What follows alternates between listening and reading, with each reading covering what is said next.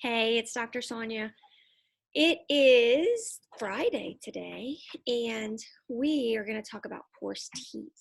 Okay, this is kind of a horse school today, so anybody who owns a horse or likes horses or is interested in horses will find this educational, especially if you own a horse. This is Trouble. She is a 5-year-old, and whenever we age horses, we use their incisors or their front teeth, okay, to tell her age. And she still has, she's just kind of erupted these teeth right now, and they're not in wear yet. So once they grow all the way down in meat, she'll be 5 and a half when that happens. So she's 5 right now, so she has all of her big girl teeth. She's lost all of her baby teeth in the front. There's still teeth in the back, okay?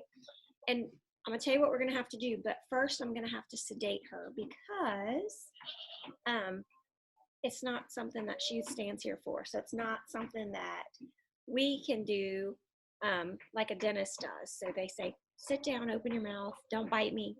But that doesn't work with horses. So in order to do what we need to do, she needs to be sedated. So I'm going to give her a little intravenous or IV injection in her jugular vein right here. And walk up, sister. Okay, so they have a big giant vein right here. So they have muscles here, and then their neck bones are down here. Up here is a ligament. Their neck bones are down here. So in between that, there's this cool little thing we call a jugular groove, and that's where that vein sits. And so if I hold it off, then I'll get a and you're not supposed to hold this in your mouth. I'm sorry, I won't do that. But I will give her a little injection right here. Okay, I got blood. I don't know if you can see that. Okay, and she'll go night-night. I'll give her a few minutes for that, and we'll talk about something else while she's going to sleep. Now, horses have, I'm going to show you another skull. I like my bones. Okay, this horse is older because these teeth are older. These are incisors, so we're missing these two, but that's just because this skeleton is kind of messy. We found it in the woods at a horse camp. So they have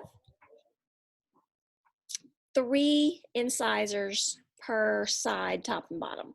So 3 on the top right, 3 on the top left, 3 on the bottom right, 3 on the bottom left. Okay, and those are what they use to bite grass, pull grass. Okay, but then this is where the bit sits. So that cheek tooth or that corner of the mouth is right here. And so when we put a bit in their mouth, it sits right here in this diastema. That's what we call a space in the mouth. Now, the problem that we get into with horses most of the time is, and again, ignore the big hole, it's just because we found it in the woods, these back teeth. Okay, they have all these premolars and molars, just like we do, but they use them to chew. Okay, so there's the bottom and there's the top, and they use them to chew. This little tooth up in the front is called a wolf tooth, and that's not one that we like to keep. We'll actually pull that a lot because if the bit sits right here and you pull and that wiggles, that little wiggly, see, these are big firm teeth, even without all the ligaments in there and gums and none of that to hold it. These are big firm teeth. This is a little wiggly thing, so we'll just pull that out so that we don't have we don't ever want to cause our horse pain. So if that bit hits that little tooth and it wiggles, that can be painful, and we don't want that. So we just pull that out most of the time. Now, if you'll notice, if I turn my skull this way, this outside of the top is very sharp. Those are sharp, sharp points because they have what we call hypsodont teeth. So they continue to erupt their whole life. And eventually when they get in their 30s, their teeth will just fall out. But when they're young, they just wear them and wear them and wear them, and they keep erupting. They start out way up here, and they just keep going and going and going because they wear them down. But they don't wear them down evenly. So if I turn my skull this way, and again, ignore that, I'm sorry. See how this top arcade sits outside of this bottom arcade? Now, it's not this drastic in a live animal because this is kind of dried up and the mandible or the bottom has kind of shrunken. So it's a little exaggerated, but it gets the point across. And then on the bottom, you can see it goes up into the inside. So there's a slant on those teeth as they meet. Whoop, we disarticulated them. Didn't mean to do that. There we go, that's better.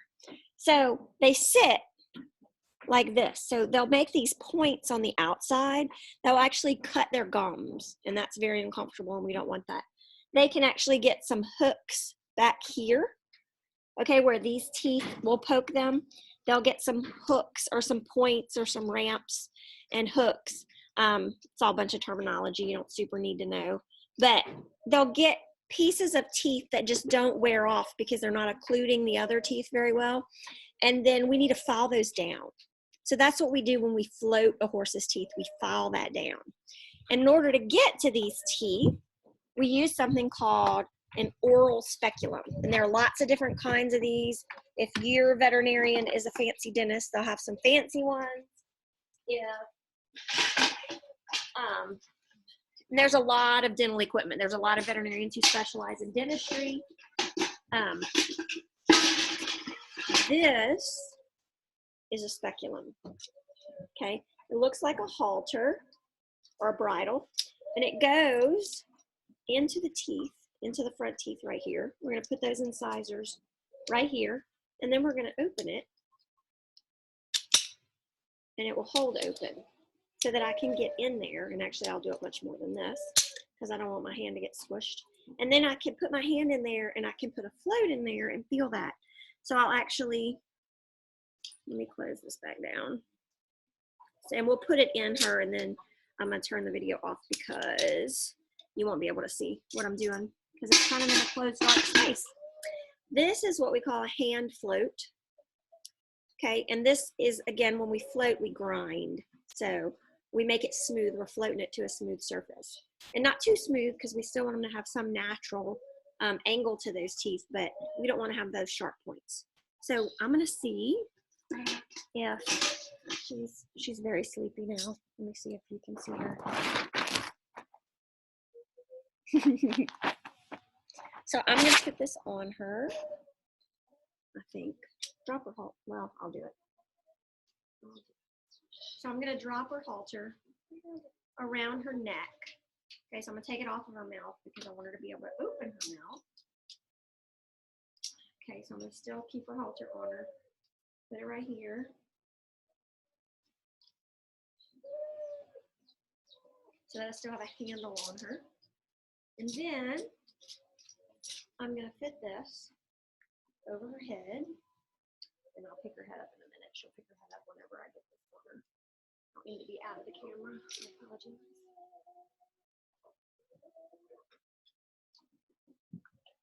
What do we have here? Oh, there we go. All right, so I'm gonna fit this in her mouth, just like a bit, but it's gonna go on her front teeth. Open her mouth like I would ask her to take a bit. And then I'm going to take this up. All right, now I'm going to hold her down. I'm going to take this and I'm going to open it. Okay. Okay, like that. And so now, look at her tongue.